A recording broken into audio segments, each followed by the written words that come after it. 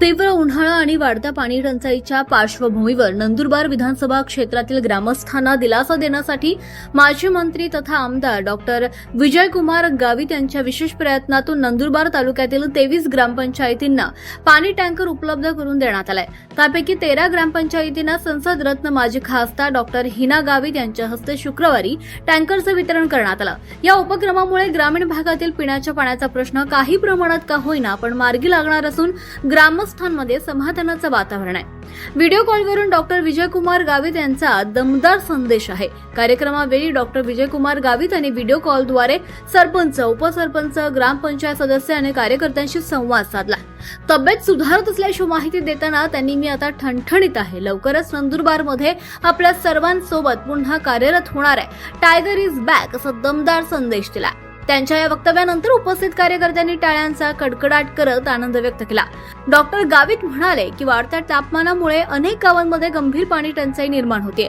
ही परिस्थिती लक्षात घेऊन शासनाच्या माध्यमातून टँकरची सुविधा उपलब्ध करून देण्यात आली आहे। या टँकरचा उपयोग केवळ नागरिकांसाठीच नाही तर जनावरे आणि शेतीच्या गरजांसाठी देखील व्हावा असं आवाहन त्यांनी केलंय।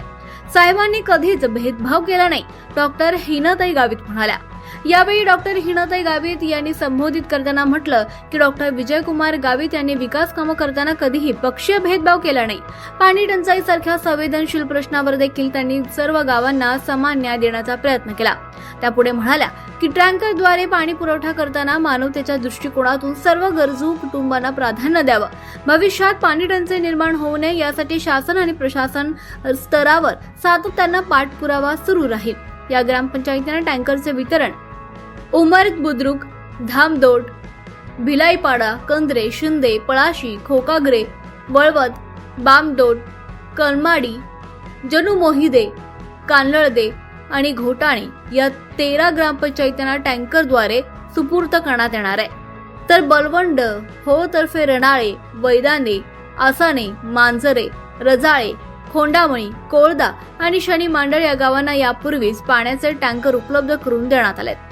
या कार्यक्रमास भाजपा तालुका अध्यक्ष दीपक पाटील, संस्था अध्यक्ष युवराज पाटील, माजी सरपंच लोटन पाटील यांच्यासह विविध गावातील सरपंच, उपसरपंच, ग्रामपंचायत सदस्य आणि कार्यकर्ते मोठ्या संख्येने उपस्थित होते। अनेक गावांना आपल्याला आपण बघतो तर ही भीषण पाणी टंचाई दूर करण्याच्या दृष्टीनं आणि त्यासोबतच उन्हाळ्याच्या दिवसात वेगवेगळे कार्यक्रम होतात।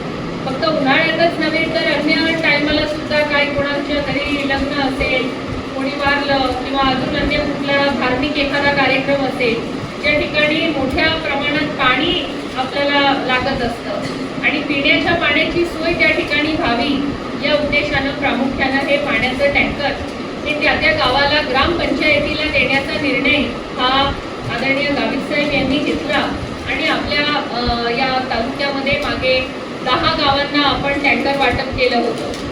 आता 10-12 गावांना केलं होतं। 10 गावांना आपण मागच्या महिन्यात टँकर वाटप केलं। या महिन्यात आता आपण 13 ग्रामपंचायती नंदुरबार तालुक्यातल्या आणि 9 ग्रामपंचायती शहादा तालुक्यातल्या अशा एकूण 22 ग्रामपंचायतींना आपण हे पाण्याचे टँकर आज या ठिकाणी देणार आहोत। या ठिकाणी उपस्थित सर्व सरपंच असतील, त्या गावातले प्रमुख कार्यकर्ते असतील, यांना माझी विनंती आहे की हे जे टँकर आपल्याला या ठिकाणी मिळणार आहे या टँकरचा 100% सदुपयोग कसा होईल या दृष्टीने आपण सुद्धा प्रयत्न करावा। आपण टँकर देत आहोत, त्याला आपल्याला गावात ज्याला कोणाला गरज असेल त्याला आपण हा टँकर उपलब्ध करून दिला पाहिजे। आणि मला असं वाटतं की सर्वात महत्त्वाचं काम म्हणजे आपण माणुसकीच्या दृष्टीने जे करू शकतो ते म्हणजे कोणालाही ज्याला गरज असेल त्याला पाणी उपलब्ध करून द्यायचं। आदरणीय गावित साहेब हे आपल्या नंदुरबार विधानसभेचे मागच्या 7 टर्मपासून आमदार आहेत।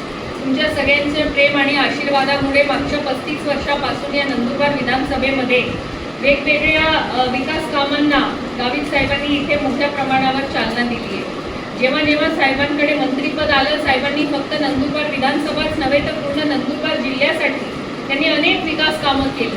किंबहुना या जिल्ह्यामध्ये अनेक नेते होऊन गेले, अनेक लोकप्रतिनिधी होऊन गेले, पण जसं काम गावित साहेबांनी या जिल्ह्यासाठी केलं तसं काम आजपर्यंत या जिल्ह्यामध्ये कोणीही करू शकलं नाही। आणि मी आपल्याला दाव्याने सांगते की याच्या पुढे सुद्धा जे काम गावित साहेबांनी केले तसं पुढे कोणी करणार नाही आणि एवढ्या मोठ्या प्रमाणावर आपल्या जिल्ह्यातले प्रश्न आहेत, या सगळ्या प्रश्नांना सामोरे जात असताना त्या ठिकाणी कुठल्या उपाययोजना केल्या पाहिजे, काय केलं पाहिजे आणि लोकांच्या अडचणी दूर कशा करता येतील, कुठलाही भेदभाव न करता साहेबांनी आपल्या प्रत्येक गावाला न्याय देण्याची भूमिका ठेवली. 24 लाईव्ह महाराष्ट्र न्यूजसाठी योगेश पवार, नंदुरबार.